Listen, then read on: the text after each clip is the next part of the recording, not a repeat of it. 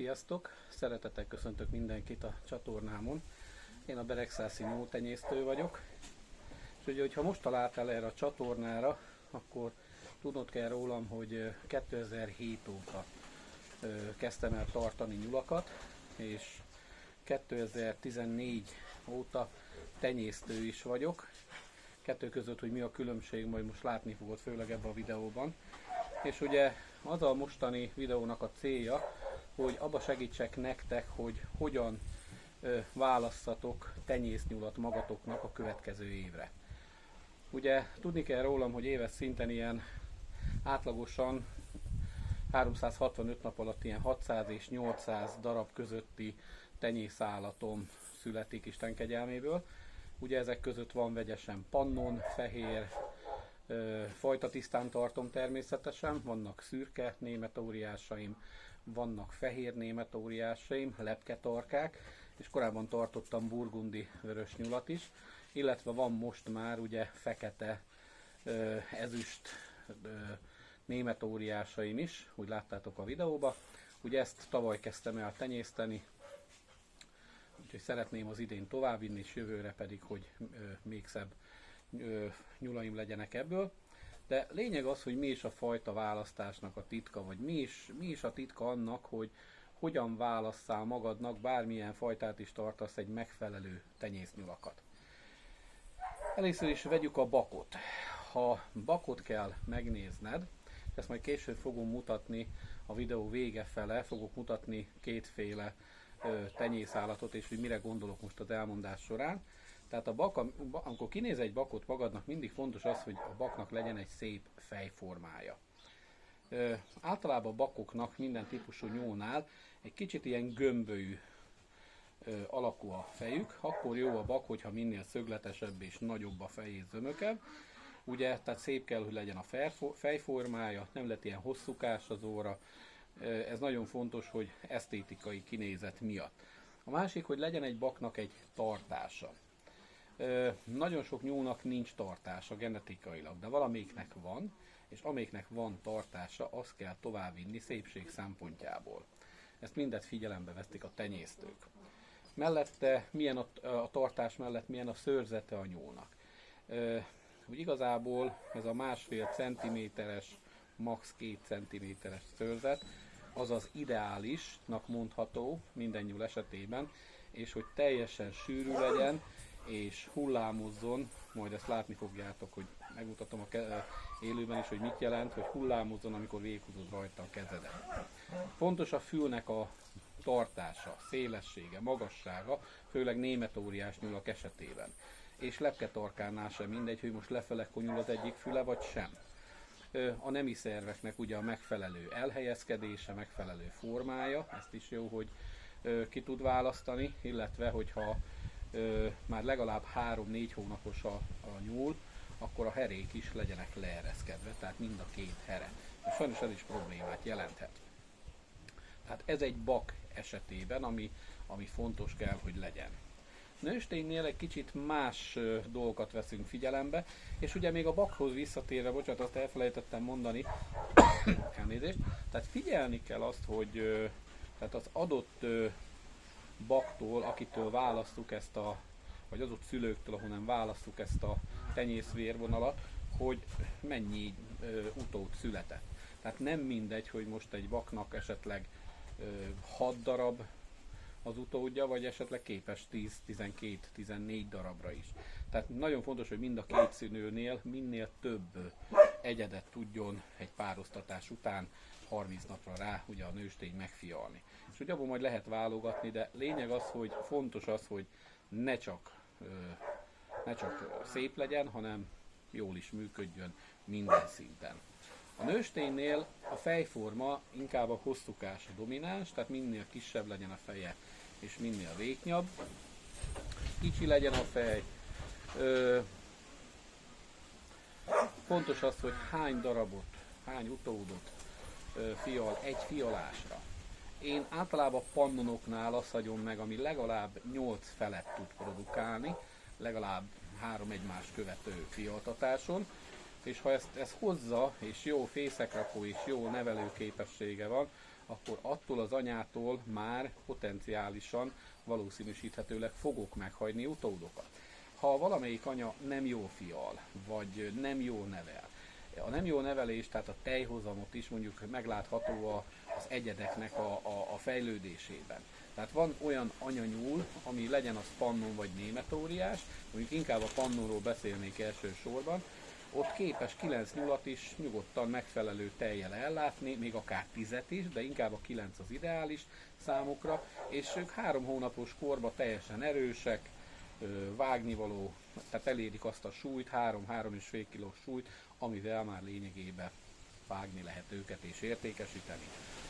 Hogyha nem érik el 90 napos korba ezt a legalább a 3 kilót, akkor, és nincsenek többen, mint 9-en vagy 8-an, akkor ott már nem hagyok attól az anyától, hogyha ez 3 alkalommal is megismétli. Mert azt nem nagyon van értelme. Esetleg, ha vérvonal szempontjából fontos, akkor esetleg, nem tudom, egy anyát tovább viszek, de igyekszek egy jó bakkal, ami sok utódot produkál, összehozni majd, hogyha minden másba viszont megállja a helyét. Tehát nagyon fontos a gondoskodás, hogy nézd meg, hogy milyen fészket épít, mert hiába fial sokat, hiába is tejelne jól, de hogyha nagyon egy izgága nyusziról van szó, tehát agresszív, akkor ki kell vonni azt teljesen a tenyésztésből, mert az agresszivitás, bár sok mindent olvasgattam utána, és az egyik azt mondja, hogy az agresszivitás az kialakul, tehát a tartási körülmény miatt, vagy különböző külső tényezők miatt, a másik viszont inkább azt hangsúlyozza, hogy genetika. Én azt tapasztaltam, hogy genetika, mert minden esetben bármilyen szép nyulam volt, ha egy volt az anyja, például agresszív volt, akkor nagy valószínűséggel ez a nyúl is agresszív lett, amit meghagytam tőle, főleg nőstény vonalon. Bakoknál nem probléma annyira, hogyha agresszív, mert akkor ugye sokkal jobban, agresszívabban látja el a férfiúi feladatát, és ez jó ilyen esetben.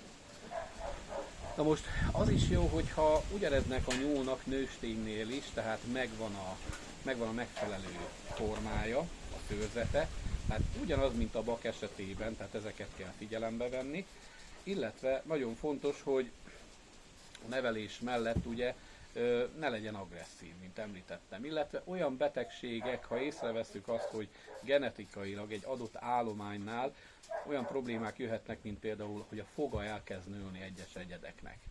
Nálam van is ilyen, mindjárt fogok is nektek mutatni, és hogyha ilyet találtok, vagy ilyen kijön a keresztezés során, tehát a továbbtenyésztés során, akkor javasolt, hogy azt a teljes vérvonalat, vagy azt az állományt, vagy azt a párosztatást újra nem vinni tovább, azt a vérvonalat, és teljesen azt a nyulakat inkább húsba bedolgozni, tehát nem pedig tovább tenyésztésre. Én erre igyekszek odafigyelni, éppen ezért most van is olyan 2 nyulam is, ami pont emiatt kerül majd levágásra. Hiszen a túlzott fognövekedés az egy ilyen genetikai rendellenesség, nem engedi, hogy megfelelően táplálkozzon a nyúl, és nem engedi azt sem, hogy megfelelően fejlődjön ezáltal.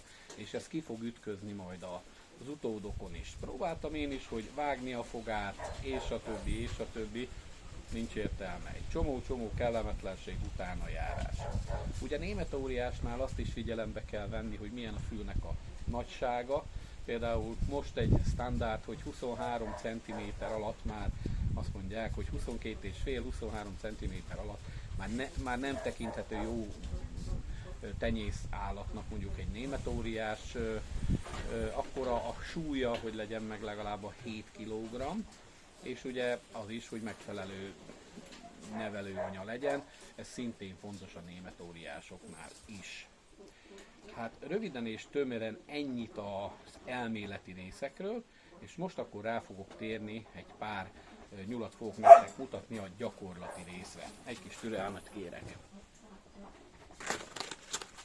Na, itt van az egyik ilyen rendellenesség. Nézzétek ennek a nyuszinak a fogait, ha sikerül. Biztos látható, hogy egy kicsit horror nyúl. Leülök, hogy ti is lássatok. Ténylegesen így most jobban látszik. Nem olyan régen vettem észre, mivel gyenge volt a növekedése, látjátok, tartása sincs, semmi, és szőrzete is minden, hát elég csapott. Ő holnapi nap folyamán egy nagyon finom pörkölt lesz, de mutatok még. Jó. Ő szintén abból az alomból van, pontosabban egyidős, nem abból az alomból, bocsánat, csak egyidős ezzel az imént mutatott fognövéses nyullal. Biztos látjátok már alapból a különbséget. És nézzétek meg, amikor szőrzetről beszélek, hogy mit jelent az, amikor egy nyúlnak jó a szőrzete és egészséges. Látjátok, ha most így az ujjam közé veszem, akkor úgy igazából egy fél centit lóg ki belőle. Annó mentorom engemet is így tanított, és ugyebár jelenleg meg van ijedve, és most nem áll így meg, de általában egy jó genetikájú nyúl, amikor így kihúzzuk, akkor így megáll, mint egy bulldog kutya. Illetve ha, bár most nem tudom nektek megmutatni, ezt érezni kell, de ha itt végighúzom a kezemet a gerincén, akkor itt egy annyira egyenletes síkot kapunk, hogy nem érzem egyáltalán a gerinc csontjának a kitüremlését. És ez nem csak azért, amikor le van fogyva a nyúl, hanem hogyha bármelyik nyúlnak, az legyen az németóriás, vagy legyen az, nem tudom, lepketarka, ha így végighúzod a hátán a kezedet egy ilyen 3 hónapos nyúlnak, és megérzed itt a kitüremlését, akkor az nagy valószínűséggel azt ne fog be a tenyésztésre, mert az genetikailag nem tökéletes alakú formájú nyulat fog eredményezni.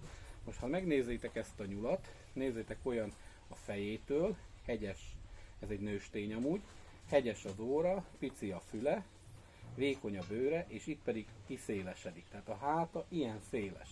Próbálom mutatni, hogy lássátok, hogyha engedi magát. Hát ugye színhús az egész, és ez még csak 3,5 hónapos, 4. hónapban lévő nyúlról beszélünk. De mindjárt hozok egy németóriást. Na most itt egy németóriás nyulam, hát nem fér bele a kamerába. Mindjárt próbálok valamit változtatni rajta, de nézzétek ezt az állást, nem húztam ki, de magától áll így. Pillanat.